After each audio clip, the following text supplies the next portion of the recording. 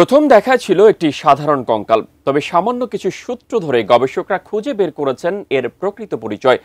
2000 বছরের পুরনো সেই কঙ্কাল ঘিরে উঠে এসেছে এক বিস্ময়কর ইতিহাস। আর এই পুরো অনুসন্ধান যেন ছিল আধুনিক এক ফরেন্সিক গোয়েন্দা অভিযান। সেই অভিযানের রোমাঞ্চকর গল্পই তুলে ধরেছেন আরিফা হাসান।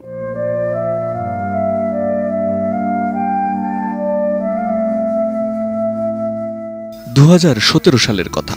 যুক্তরাজ্যের ক্যামব্রিজ ও হান্টিংটনের মধ্যকার একটি সড়কের উন্নয়ন কাজ চলাকালে খোঁড়াখুঁড়ির সময় আবিষ্কৃত হয় একটি পুরনো কঙ্কাল। প্রথমে ধারণা করা হয়েছিল এটি হয়তো স্থানীয় কোনো সাধারণ মানুষের মরদেহ, যা সময়ের সাথে ফসিলের রূপ নিয়েছে।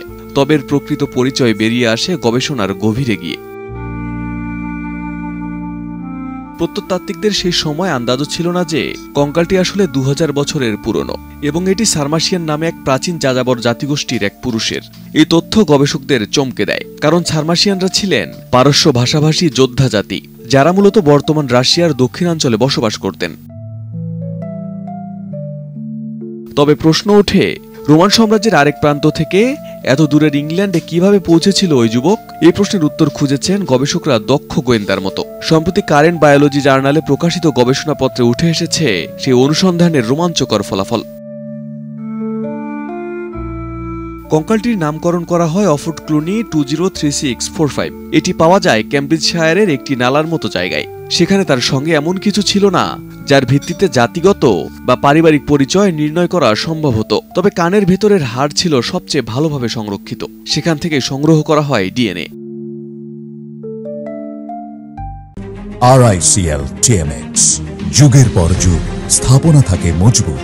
লন্ডনের ফ্রান্সিস ক্রিক ইনস্টিটিউটের অ্যানসিয়েন্ট জেনোমিক ল্যাবের গবেষক ডক্টর মারিনা সিলভা জানান, জীবিত মানুষের ডিএনএ টেস্ট করার মতো ছিল না এটি।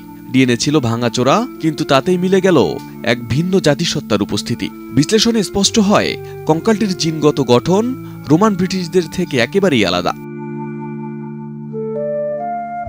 গবেষণায় উঠে আসে এই মানুষটি 126 থেকে 228 খ্রিস্টাব্দের মধ্যে জন্মগ্রহণ করেন এবং আনুমানিক 25 বছর বেঁচে ছিলেন। ক্যামব্রিজশায়ারের এক জলাশয়ে তাকে কবর দেওয়া হয়েছিল। তার জীবনের পথ চলার বিস্তারিত জানা যায় আরও এক ধাপ গবেষণায়। ডারহাম বিশ্ববিদ্যালয়ের প্রত্নতত্ত্ব বিভাগের শিক্ষার্থীরা দাঁতের রাসায়নিক বিশ্লেষণ করে নিশ্চিত করেন অফোর্ড তার 6 বছর বয়স পর্যন্ত খেতেন জোয়ার ও বাজরা, যেগুলো সারমাসিয়ান অঞ্চলের প্রধান শস্য। পরে খাদ্যাভ্যাসে আসে গমের আধিক্য, যা ছিল পশ্চিম ইউরোপের ফসল।